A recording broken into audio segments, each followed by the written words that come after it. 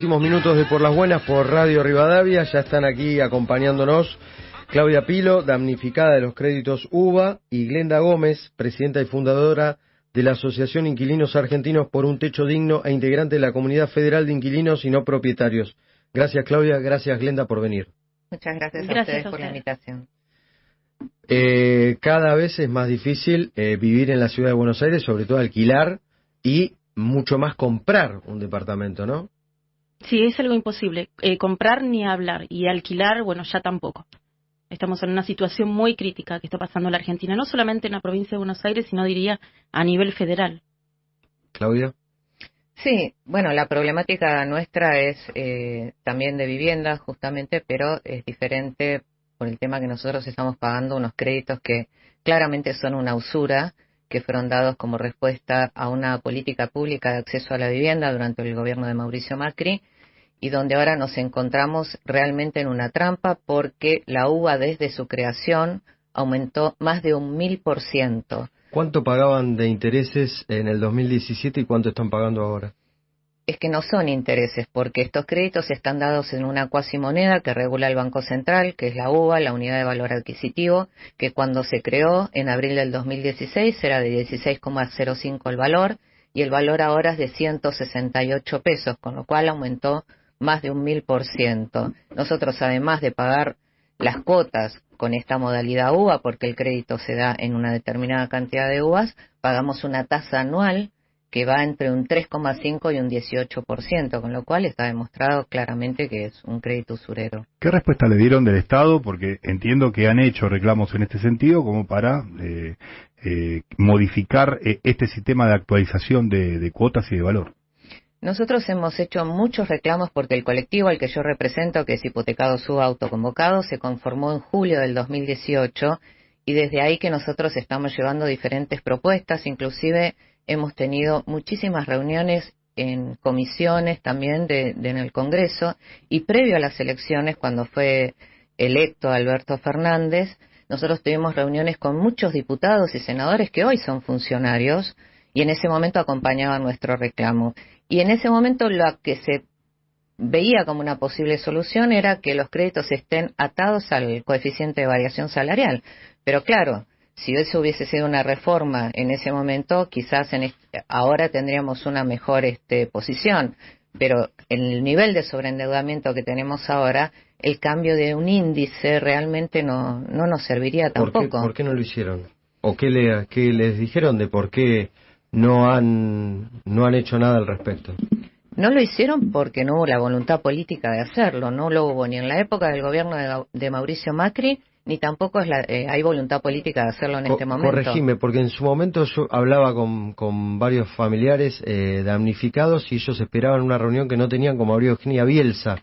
Después se va Bielsa y el diálogo, no sé qué fue lo que terminó pasando. Nosotros tuvimos una reunión con Bielsa y con Pese en el Banco Central. Miguel Ángel Pese. Claro, donde nos dijeron que que en ese momento no se podía hacer más nada, y a lo que se llegó fue al descongelamiento, justamente, que era lo que teníamos en ese momento, el congelamiento de las cuotas, que fue un parche, que realmente fue un paliativo, que de nada sirvió, porque todos esos congelamientos fueron a parar al final del crédito y lo que generó fue más deuda. Ahora, después, durante la pandemia, también tuvimos un diferimiento, que también esas cuotas que no se pagaron y ese congelamiento fue a parar al final del crédito. Tuvimos la reunión con Bielsa, no tuvimos solución. Después tuvimos una reunión con Ferraresi y tampoco tuvimos ninguna solución, con lo cual parece que no hay ninguna decisión política que quiera dar una solución definitiva y de fondo a este problema, y que se ponga del lado de las familias, sino del lado de los bancos. Un problema que atañe a miles de familias que han tomado en su momento el crédito UBA, y que se suma incluso a este momento con el tema de la ley de alquiler, que se la quiere voltear, se la quiere modificar, porque también hay decenas de miles de personas que o no pueden alquilar o no pueden pagar los valores que hoy están pidiendo los propietarios para alquilar sus viviendas. Así es. El tema no es un tema de ley, sino es que el problema que nosotros tenemos es un tema antaño. O sea, esto viene de muchísimos años. Yo soy inquilina desde hace 44 años, nací inquilina. Mi familia es inquilina. Y esto es un problema que los inquilinos vienen arrastrando a lo largo de la vida. Es la falta de políticas públicas y, como bien lo dijo la señora, es la falta de voluntad política, porque siempre prevalece por encima de las familias el poder. En este caso a nosotros nos toca a ellos el poder de los bancos y a nosotros nos toca el poder de las inmobiliarias y obviamente quienes están atrás del poder de las inmobiliarias, aparte del narcotráfico, los políticos. Entonces estamos tocando un poder muy grande. ¿Cómo relacionás detrás de las inmobiliarias? A mí me sorprende la comparación que hiciste a los políticos. ¿En qué sentido? ¿Por el tema de la legislación? ¿Por dónde? Muchos dueños de inmobiliarias son políticos.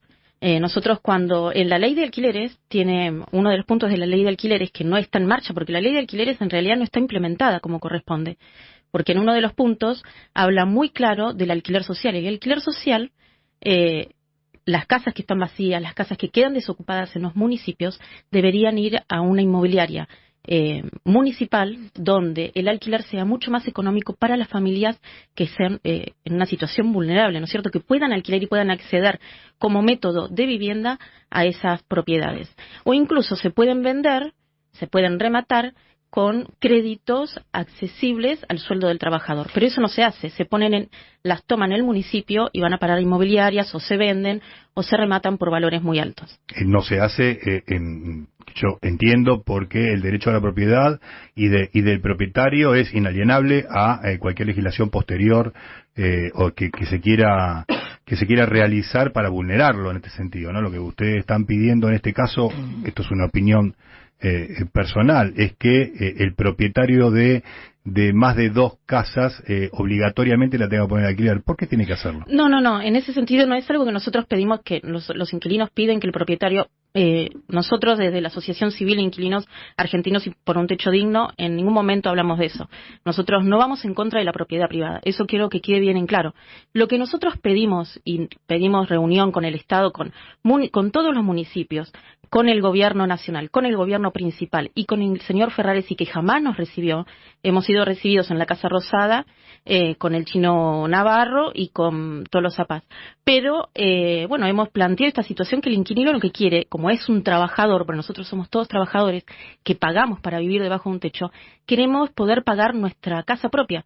Queremos que vuelvan los créditos para la vivienda, viviendas dignas, no los palomares que hacen y estos departamentos donde hacinan a la gente y las tierras que son de los municipios, que es del Estado, que le pertenece al pueblo también, van a parar a otros sectores más apoderados, ¿no es cierto? Con dinero más apoderado, se hacen country.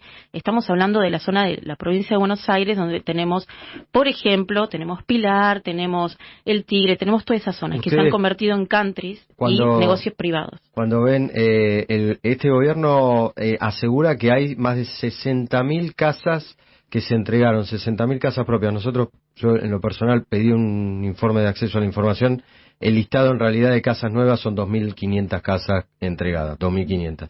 Pero hay una política de vivienda en la Argentina, y a futuro, ¿qué es lo que ven y qué es lo que piden? Nosotros vemos en este momento que hay un proyecto de ley presentado que lo presentó Heller, que era un proyecto de ley que había presentado Guzmán en su momento y ahora se modificó. No sé si todavía tiene estado parlamentario, no sé si va a ser tratado, donde lo que se proponía era hacer los créditos hipotecarios en UVA, con la cuota por salario y un fideicomiso para que cuando la cuota se dispare llegue el total de lo que, digamos, de la cuota al banco le llegue en UVA, no por salario sino por UVA. El fideicomiso pagaría esa diferencia. Pero también hay una cuestión en todo esto que este proyecto de ley viene a ser más de lo mismo. No hay una cosa, digamos, superadora a lo que fueron los créditos UVA, sino que se sigue dando en UVA. Y además nosotros lo que hemos visto últimamente que, por ejemplo, hubo un proyecto de blanqueamiento de capitales para que las inmobiliarias y el sector privado pueda blanquear lo que tienen afuera, o sea, los que han todo el tiempo escondido, y puedan comprar viviendas de hasta $100.000, ya sea como vivienda única o como para alquilar, Con lo cual me parece que si no pueden en este momento el gobierno regular una ley de alquileres, menos va a poder ver a ver si esas personas compraron y alquilaron esas propiedades. Entonces me parece que no hay en este momento una política de vivienda, por lo menos para la clase media trabajadora y que califica para poder acceder a una vivienda. Nosotros los hipotecados en su momento calificamos para poder acceder a la vivienda y además tuvimos que tener ahorros propios también para poder ingresar, con lo cual hemos invertido los ahorros de toda una vida para poder ingresar a la vivienda. Y ahora nos encontramos en una situación donde estamos en riesgo de perder nuestras casas porque las deudas son impagables. Hay compañeros dentro del colectivo que destinan más del 50, 60 o 70% de sus ingresos para hacer frente a la cuota, con lo cual es una usura y nosotros siempre decimos que queremos pagar hipotecas justas, previsibles y sostenibles en el tiempo y que las deudas se pagan, pero no a cualquier costo. Miriam tiene algunos mensajes justo de este tema. Desde Chaco dice, la situación es la misma para todas las familias. Comencé pagando 18.000, la última es de 72.000. Quiero pagar mi crédito, no que me roben. Ya hemos restringido un montón de gastos, solo nos quedan los alimentos. Mi crédito fue de 2.300.000. Hoy debo 17 millones después de pagar 40 cuotas. Es una usura. Luis lo decía hace un rato, cuando hizo el pedido de información pública, no había más de 3.500 viviendas, 2.500 viviendas entregadas de un anuncio o varios anuncios del gobierno. Que son realmente casas propias construidas durante estos años. Sí. No las 60.000 que dicen. No se ve una política de viviendas por parte de este gobierno y, por el contrario, como contraste, sí un apoyo solapado y a veces explícito de las tomas. ¿Qué opinan ustedes? ¿Qué opinan ustedes de las tomas de los terrenos? El tema de las tomas es un tema muy importante para hablar, ¿no? Porque es una situación al que el gobierno acorrala a las familias, porque esto es algo que no tendría que pasar en la República Argentina. La vivienda es un derecho humano, ¿sí? Eso tenemos que tenerlo en claro y no es un comercio.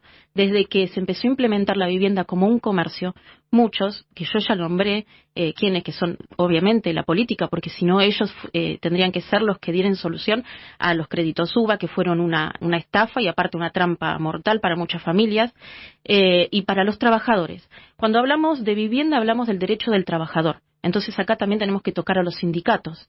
O sea, ¿quién está atrás de las tomas? Es un poder político. ¿Por qué? Porque nosotros los trabajadores no vamos a hacer tomas. Nosotros los inquilinos tenemos que salir todos los días a buscar el peso para pagar el alquiler. Y es lo que estamos haciendo, dejando nuestra vida, nuestra salud. Porque bien lo dijo ella, el 60 y el 70% de nuestros ingresos van a pagar un alquiler. ¿Qué dirían ustedes si yo les digo, ustedes podrían poner 60.000 pesos todos los días, el que tiene casa propia, todos los meses 60.000 pesos en su casa para repararla? ¿Cómo sería su casa? Nosotros ponemos eso todos los meses para un techo que nunca va a ser nuestro ni de nuestros hijos. No podemos dejarles nada, ni siquiera un estudio, porque hoy una familia de trabajador se le rompe una computadora a uno de nuestros hijos y no podemos comprarlo. Tiene que dejar de estudiar, tiene que dejar de avanzar. No se pueden alimentar como corresponde a las familias. Llegamos a la jubilación. A muchos no nos faltan, no sé, tenemos 40, 50 años preocupadísimos cómo llegamos a una jubilación y pagamos un alquiler de 60, 70.000 pesos, cuando un jubilado es un indigente, donde una canasta básica, que lo hemos pedido al INDEC, al principio de toda esta lucha hemos pedido al INDEC que por favor blanqueen los alquileres en la canasta básica total, y no están blanqueados. Entonces, en Argentina se viven con políticas mentirosas, y eso hay que decirlo. Vivimos con un sistema político mentiroso y corrupto. Y ese es el problema que tenemos en Argentina. Un gran desafío. Gracias por haber venido, Glenda Gómez, presidenta y fundadora de la Asociación Inquilinos Argentinos. Nos quedamos con las últimas palabras que acaba de decir. Y de Claudia Pilo, damnificada de los créditos UBA. Gracias también por haber venido a Por las Buenas en Radio Rivadavia. Gracias por el espacio. Muchísimas gracias a ustedes.